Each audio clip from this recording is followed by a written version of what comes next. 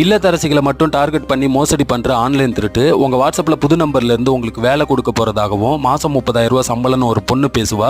வேலை என்னன்னு கேட்டிங்கன்னா ஏதோ எழுதியிருக்கிற ஒரு 100 பேப்பரை அதே வார்த்தைகளை வேறு பேப்பரில் எழுதி கேட்பாங்க. அதுக்கான பேப்பர்களை நாங்களே உங்களுக்கு கொடுத்துடுவேன்னு சொல்லுவாங்க.